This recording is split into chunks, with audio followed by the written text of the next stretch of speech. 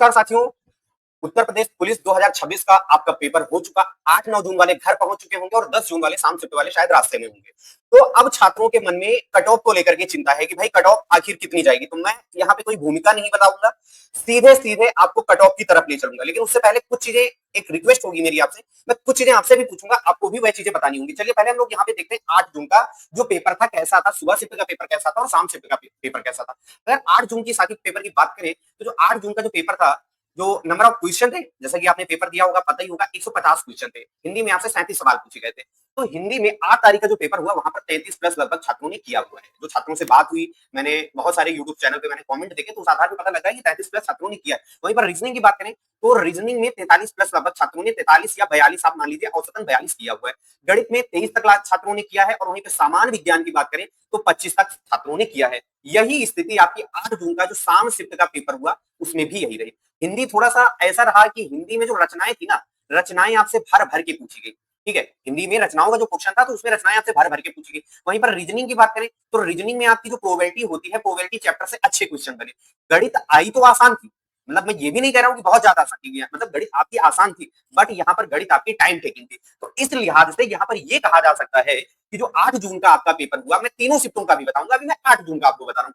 8 जून के आधार पर यहाँ पे जो कट ऑफ आपकी लगने वाली है वो 125 प्लस ही लगेगी। ठीक है, कितनी लगेगी? 125 प्लस क्वेश्चन। चलिए अब यहाँ पे 9 जून का देखते हैं और इसके बाद तीनों शिफ्टों का कंपाइल करके जो फाइनल कट ऑफ होगा उसका भी विश्लेषण करेंगे।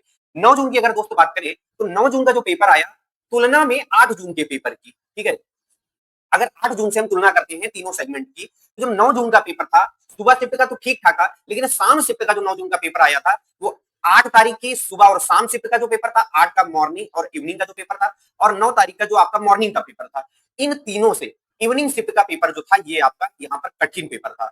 ठीक है, मैं तुलना में बता रहा हूं, मतलब 8 तारीख का सुबह और शाम का दोनों का सामान्य पेपर था, लेकिन 9 तारीख की शाम शिफ्ट का कठिन पेपर था। जीएस के जो कुछ ऐसे सवाल थे जो पीसीएस लेवल के थे, 2021 से सवाल पूछे गए, है ना। तो यहाँ पर भी अगर देखें तो यहाँ पे नॉर्मलाइजेशन नाम की भी तो कोई चीज होती है, तो अगर नॉर्मलाइजेशन के आधार पर बात करें तो यहाँ पर भी जो औसतन आपका बनेगा वो 125 प्लस ही रहेगा। आगे चलते हैं, आगे देखते हैं यहाँ पे 10 तारीख के आधार पे क्या कट ऑफ होगा। तो 10 तारीख की बात करें तो 10 तारीख को अगर हम लोग देखते हैं, 8 तारीख को पेपर आपका यहाँ पर हो गया, 9 तारीख को हो गया, अब 10 तारीख की बारी आई।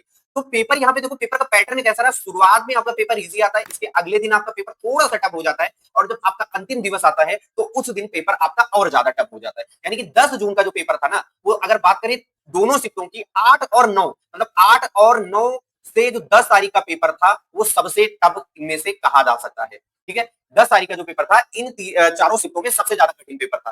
तो उसी हिसाब से यहां पर भी कह सकते हैं कि भाई पेपर तो चलिए ठीक है कठिन था, लेकिन नॉर्मलाइजेशन भी है। तो नॉर्मलाइजेशन को अगर देखेंगे तो नॉर्मलाइजेशन के आधार पे यहाँ पे जो कट ऑफ आपकी लगेगी वो 125 प्लस के ही राउंड लगेगी। 125 माइनस तो होनी नहीं है, ये बात तो तय है, 125 से प्लस ही हो जाएगी। अब बात करते हैं कि सटीक आंकड़ा कैसे निकलेगा, भाई कैसे पता लगे कि इतना ही कट ऑफ जाएगा। तो उसके लिए मैंने आपको कुछ व्यवस्था कर रखी है। जो ये वीडियो खत्म होगा, तो वीडियो के कमेंट में आपको पहला एक कमेंट मिलेगा, पिन कमेंट, ठीक है, वहां पर आपको क्या करना है, यहाँ पर आपने डेट लिखा हुआ है तो वहां पर आपको डेट लिखना है, किस डेट को आपका पेपर था, शिफ्ट आपको लिखना है कौन सी शिफ्ट में था, और कैटेगरी लिखनी है आप जनरल, ओबीसी, एससी, एसटी किससे बिलोंग करते थे। यहाँ पे आपको मार्क्स लिखने हैं, आपके कितने अंक आपके आधार पे बनने हैं, और यहाँ पे नंबर ऑफ क्वेश्चन, यानी कि नंबर ऑफ क्वेश्चन आपने कितने अटेम्प्ट करें। हालांकि पेपर में नकारात्मक अंकों का कोई प्रावधान नहीं था, लेकिन जो मीडिया है, भारतीय मीडिया ने एक बार फिर से सिद्ध कर दिया, उसने कहा कि जो यूपी पुलिस का पेपर था उसमें निगेटिव मार्किंग थी, लेकिन ऑफिशियल लेटर में कहीं भी इसका जिक्र नहीं है कि निगेटिव मार्किंग थी। तो यहाँ पर जो नंबर ऑफ क्वेश्चन थे वो तो आपने सारे अटेम्प्ट किए होंगे, लेकिन जैसे आपने अन्य सोर्सेज से मिलाए होंगे तो आपके आधार पे कितने सही बन रहे हैं। ठीक है, तो आपको कमेंट पे इस फॉर्मेट में टाइप करके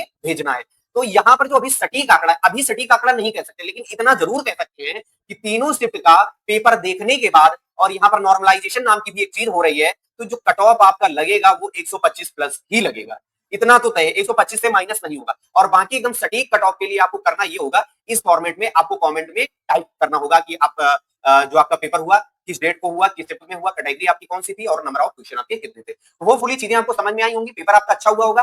पेपर जो था आपका इतना भी आसान नहीं था जैसा कि यूपीएसआई का पेपर हुआ था, और पेपर इतना भी टफ नहीं था जैसा कि आपका यूपी होमगार्ड का पेपर था। पेपर का जो स्तर है, जिस प्रकार से ग्रुप सी के पेपर होते हैं, कांस्टेबल स्तर का जो पेपर था उस हिसाब से पेपर आपका डिजाइन किया गया था, लेकिन फिर भी कुछ सवाल ऐसे थे, जैसे जीएस की बात करें तो जीएस के कुछ सवाल ऐसे थे जो आउट ऑफ सिलेबस थे, तो पेपर आपका ठीक ठाक था। चलिए ठीक है, आप लोग कमेंट में जरूर बताएं आपका स्कोर क्या रहा। Thanks for watching, happy study, have a nice day, goodbye, thank you.